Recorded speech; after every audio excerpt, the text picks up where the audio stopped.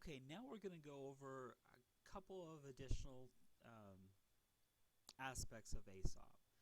A lot of times subs ask me, or teachers ask me, well, I want to have a certain sub or guest teacher sub for me while I'm out of the classroom. This can be done, but it's a little bit different in a teacher can't request a certain sub in Aesop.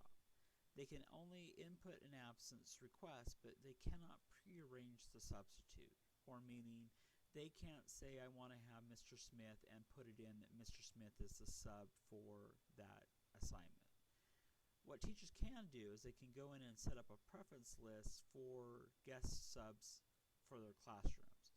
What this means is a teacher can go in and place names of subs that they really like, that they would prefer to have in their classroom. And what this does is once an absence is placed on Aesop, these people will receive an email notification that there is an assignment in that classroom. These preferred subs, they basically get a first glance or a first look at the assignment in Aesop. But that's only for a small percentage of the time that the absence is on the system. So what this means is if you are a preferred sub, you will get an email saying that there's an assignment on the system, but that goes out to everybody that's on the preferred list. So if there's 3 people on the list, all 3 of them are going to get an email, and then it's whoever goes in first and accepts that assignment would have that assignment. One key thing to remember is if a teacher ever asks you verbally that they want you to come in as the guest teacher for their classroom, please tell them that they have to put it into Aesop so that it goes through the Aesop system. If they really want to have you work as the guest teacher in their classroom, the best thing for them to do would be put the absence into Aesop and then contact you right away and say the absence is on Aesop, go ahead and go in and accept it. Please remember, you are not the confirmed guest teacher until you have the job number from Aesop. So again, make sure that the teacher goes in and puts the absence into Aesop, and then make sure you go in and accept it, and you see that confirmation number that we spoke of earlier, letting you know that yes, you have been put in as the sub of record for that assignment. So a quick scenario that I am frequently asked is, okay, well, what happens if a teacher asks sub 1 to come in and work and it's not put into Aesop, but then somebody else puts an assignment in for that teacher for the same day and a sub accepts it? This is where the confirmation number is so important. If 2 subs showed up on the same day for that assignment, the sub that would be actually working that assignment would be the sub that saw the assignment in Aesop and accepted it with the confirmation number, because that was the sub that went through the proper channels and accepted the assignment. It wasn't a verbal. They actually gone into the system, had the confirmation number, and had accepted it. Now, the other sub that showed up that didn't have the confirmation number, that talked with the teacher directly, what they could do in this case is give me a call and say, hey, there was a sub mix-up for the day. Do you have any other assignments that are available? Do you have other jobs that are available that I could go work today? And the answer would be, in most cases, yes. I could let them know, okay, I'm going to reassign you over to another school. Just go ahead and go in, and we'll work you there, and I'll put it in for you. So big thing to remember is always make sure that you have that confirmation number. That is your confirmation that you are the sub of record. Now, another question that I'm frequently asked is, well, what do I do if I go into a classroom and there's no lesson plans? Most of the teacher, 95% of the time or more, when you go into a classroom, you are going to have a lesson plan or instructions for you to be able to go and teach the lessons for that day.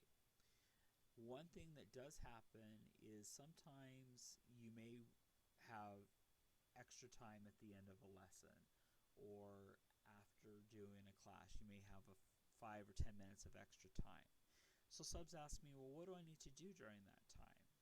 And what I've done is the substitute teacher handbook that I'm including in this, from pages 16 to 35 at the end of the book, it talks about having a substitute teacher folder. What this is basically looking at it that this is your Plan B folder, that if you have 5 or 10 minutes of extra time, these are things that you could pull out and use so that you don't lose the precious teaching time during the time that you're in the classroom. It recommends having word searches or current event pages, something that you could pull out and engage the students to continue high level of thought while being engaged in learning and critical thinking. So I highly recommend going through pages 16 to 35 in your sub-teacher handbook. It's the attached file that we'll have in the module here. This is going to give you a lot of good ideas of things that you can use to fill in those extra minutes. It also talks about having things ready, so when you're in a classroom and you're meeting students at the door, you can engage the students as soon as they come in with an assignment. You could be at the door and say, "Hi, I'm Mr. Jones. Please go into your desk, pull out a piece of paper, and do a 5-minute thinking about what I want to do for Christmas," or something that's age appropriate. When you do that, then they're engaged and they're ready to go, and when you actually start up the lessons. A couple quick things on types of jobs for subs in Aesop. There's a teacher position, vacancy teacher, special ed teacher, and in-school suspension. These assignments are ones that pay the regular substitute teacher wage based on whatever your level of education background is. Paraprofessional jobs are jobs that they are in Aesop, but they are going to pay a flat fee of $8 an hour. So no matter what the assignment is under a paraprofessional, it would be paid the $8 an hour. And we'll go through these in just a few minutes. Okay, we're going to go through these types of positions that are listed in Aesop now. So a teacher position is telling you that you are going to be substituting for a teacher that's outside of the classroom. So this is where you would see you're going to be going in for Mr. Smith at Bonneville High School, who is the government teacher, for an assignment on Monday, or a multiple day assignment. You're going to be it's going to tell you the teacher that you're going to be subbing for and the length of the assignment. Now there are two different types of vacancy assignments that you may see in Aesop. The first one is a floating sub for multiple teachers, or a floating sub for a single teacher. Now, floating sub for multiple teachers is used when you may be subbing for multiple teachers in that day. So let's say the entire government teacher section at Bonneville High School is going to be gone to attend a training. In this case, you'll be subbing for Mr. Smith in the morning and possibly Mr. Jones and Mr. Waters later in the day. So you won't be in one classroom for the entire period of time that you're at the school, but you'd be subbing for multiple teachers that day. So you'd be going into different classrooms.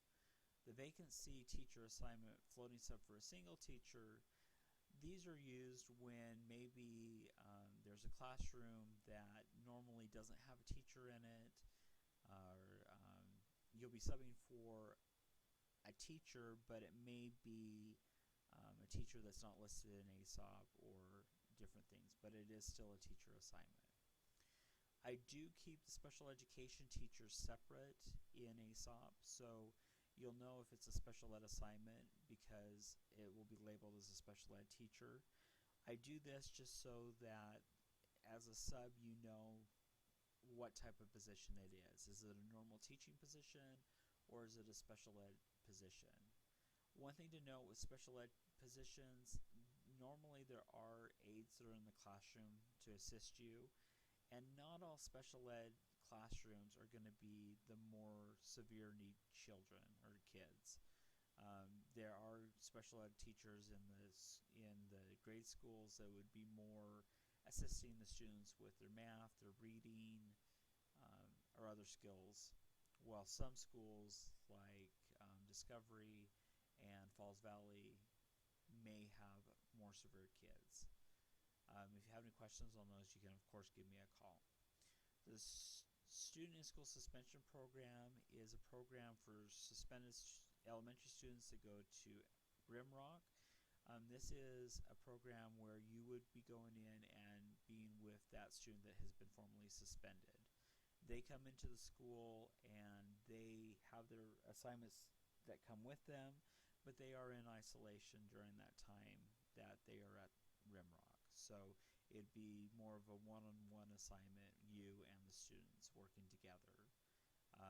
Those usually can last 1 to 2 days up to a week, just depending on the background of the suspension. As you can see here, we also do have the full-time paraprofessional jobs on Aesop. Again, these jobs are for the classroom aides that are working full-time, but one thing to note, these jobs do pay a flat rate of $8 an hour. So it doesn't matter what type of paraprofessional job it is going to pay the flat rate of $8 an hour.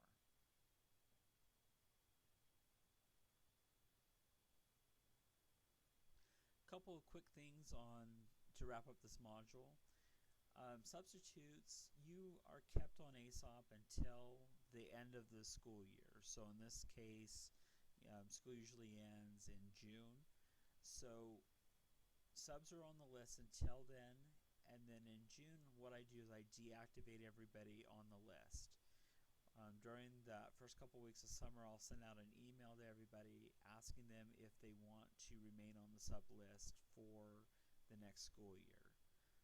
Aesop is actually offline during the summer, that we don't use it during the summers, so everybody is inactivated on the system.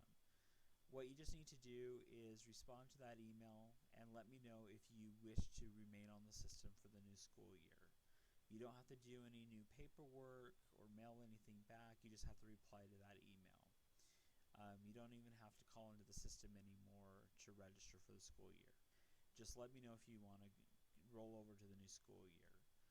One thing to note, the substitute teacher will also be notified if they need to be re-fingerprinted.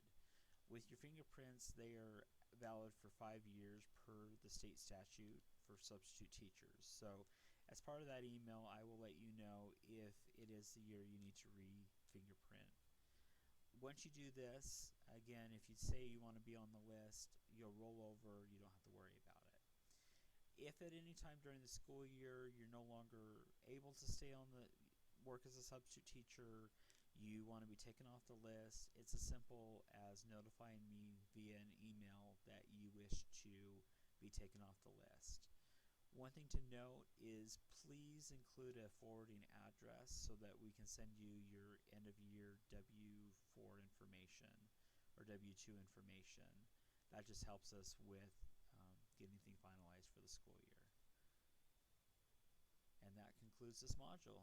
Again, if you have any questions, please give me a call or shoot me an email and I'd be happy to help you.